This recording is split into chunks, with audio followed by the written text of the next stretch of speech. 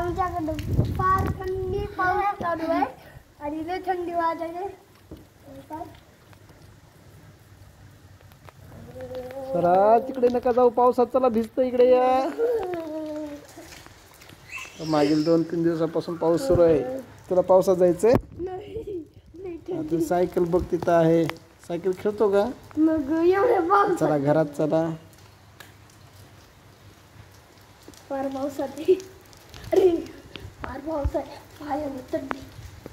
इथेच थांब.